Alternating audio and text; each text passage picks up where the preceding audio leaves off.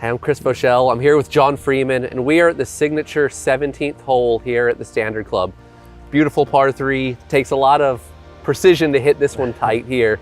And we're here to talk about the Mizuno Pro S3 irons. So talk to me a little bit about how this project even came about. Yeah, so this project really started out on tour. The whole signature series, trying to build irons for those guys, give them more options. S3 specifically, built off the JPX Tour chassis. We added a little bit to the sole, new triple cut. I think you last saw that on JPX. It's been a while. Yeah. long time ago, which was really, we put it on there. A lot of guys on tour needed something like that. That was something we were missing in our muscle back and cavity back for those guys. And that's one thing that I love is, I know this is such a tour-inspired golf club. Talk to me about the different rounds of testing and prototyping that you went through, just to refine the head shape, the sole, all those different aspects of it. Right now, over the course of 2 or 3 years, we probably went through 3 rounds of different soles, having ABC, triple cut, no triple cut, different bounces, different geometries, and at the end landed on this triple cut, little flatter than the old JPX Tour, little higher bounce to help it get through the turf, more forgiving. And talk to me about head shape. I look at this one at address and I can see kind of straighter leading edge, straighter top line. Talk to me about the head shape conversations with the players. Yeah, so a lot of guys, we got a lot of feedback. Our Mizuno Pro stuff has always been very rounded. Some guys like it, some guys don't though. This S3, very straight line, square, boxy toe, straight leading edge. Still got that beautiful Mizuno Pro shape though. And in an iron like this, and from Mizuno especially, feel is kind of the utmost importance. So talk to me about some of the feel characteristics that are engineered into this club.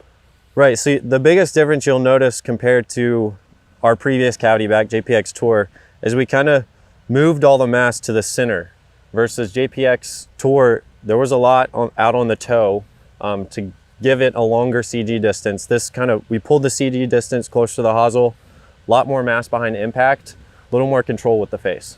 And then processing wise and manufacturing wise, the material usage and the copper underlay, all those aspects. Yeah, so 1025E, elite carbon steel, of course, got the copper underlay for really soft feel at impact. And always our Grain Flow Forge HD process at Chuo. Again, this is one of those golf clubs that kind of looks like there's not a lot going on, but under the skin, there's a lot of different technologies on the manufacturing side built into this, and a lot of different things that we worked with the tour players to make sure that this really appeals for those low handicap golfers. All right, you want to hit one first? You want me to hit one?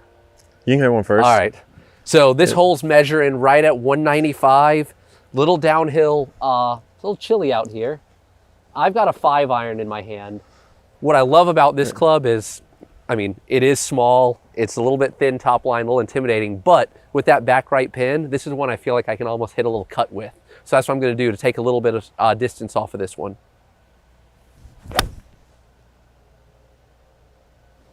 Stay in there. Just right of the flag? Yeah, sounded really good. Yeah, to me, I fell in love with the Mizuno feel before I even started working for Mizuno. So I love this type of golf club, and it's got that classic feel and that look that I love. So John, you're a little stronger than me. What are you hitting? I've got the 6 iron. We'll see if I can get it here. Like Chris said, it's a little cold out. Nice strike. Cutting in there. Just past the hole. Good strike there. Felt really good. And I didn't take a lot of turf there, but this sole, really good. It gets through the turf fast.